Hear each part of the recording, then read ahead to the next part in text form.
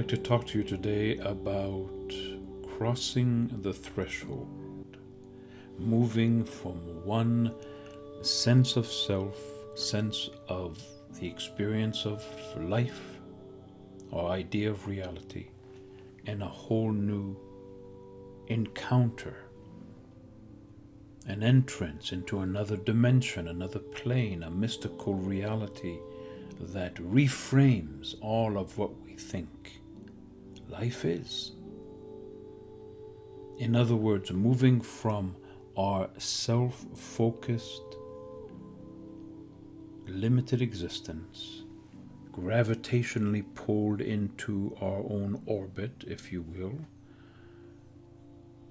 to encounter a vaster life, the greater life, that is more real, more mysterious, so full of wonder and life-giving energy.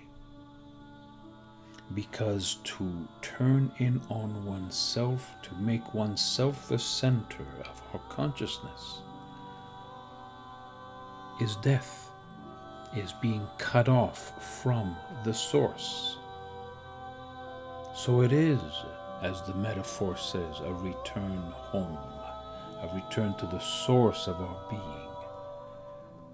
to an entirely different identity than the one we have cobbled together, impacted by the culture, by the historical time we are in, by our parents, by our peers, by our fantasies, to uncover what it means to, as the transcendentalists said, be the universe becoming conscious of itself, seeing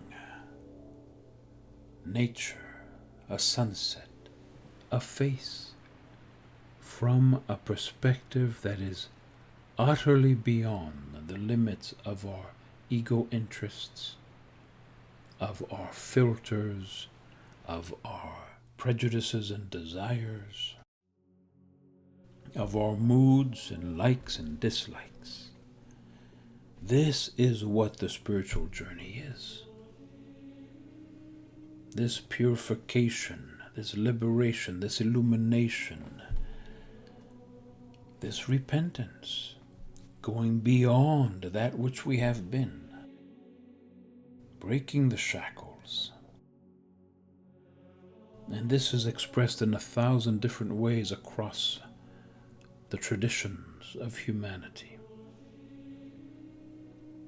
from the most sublime to the most secular.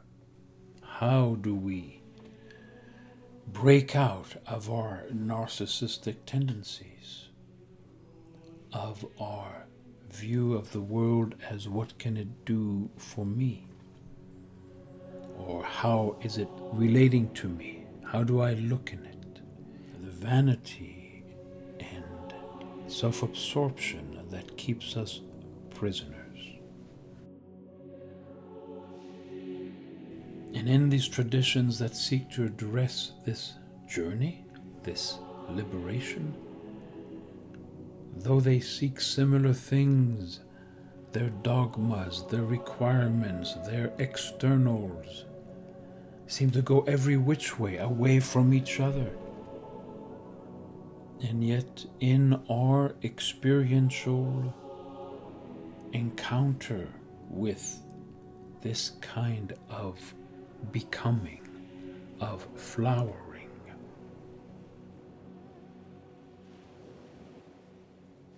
all the best of these traditions come together in our personal experience as it becomes universal. What does this mean at the most practical level? One special teacher, Maurice Nicole, once said, "How can you change if you remain the same?"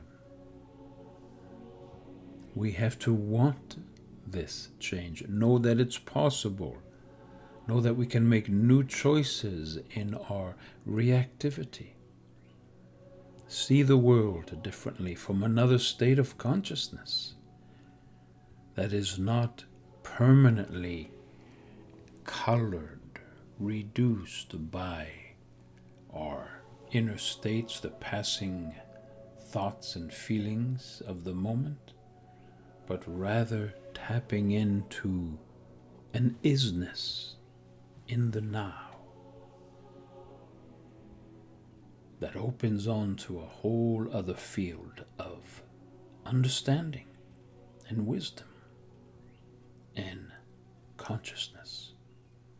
We have to do the hard labor of not knee-jerk reacting to everything, not letting ego, self-interest run the show, not being victimized by every passing thought.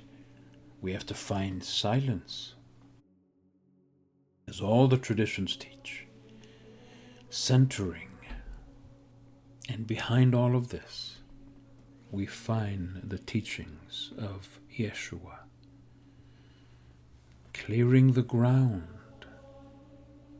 removing the rocks and the weeds, the other interests, that which pulls our life force away from this aim of being humus, clear ground, humility. Behind all of the complexities of esoteric teaching, spiritual development, all that we can read, we find that they are pointing to radical humility, simplicity, inner quiet, release of our tensions and sharp edges, internal knots that keep us from letting life, letting spirit come through us. We have to go from the intellect and all the knowledge it is addicted to, that it needs to absorb, and bring it into the heart, bring it into an emotional warmth that changes the nature of the knowledge and gives us an intuition now that is deeply subjective but opens on to a universal reality, a connection to the source. It has to become immediate within our daily life. How we hear the bird outside the window, how we deal with the little ordinary things coming at us with the day, how we cleanse ourselves from irritation, impatience, stress, to just be, to be present, to be grateful, to be available, ultimately to be temple of spirit. This is the journey beyond all the multiple traditions. This is what we are seeking, becoming a conduit for the greater life to come through us, in which we commune with all that is, and yet retain our individuality, transfigured by wisdom, by empathy, by a sense of purpose in this world. This is what religions seek to point to and end up turning in on themselves and further inhibiting that liberation, which is what we are born for. So keep seeking, make it personal, make it real.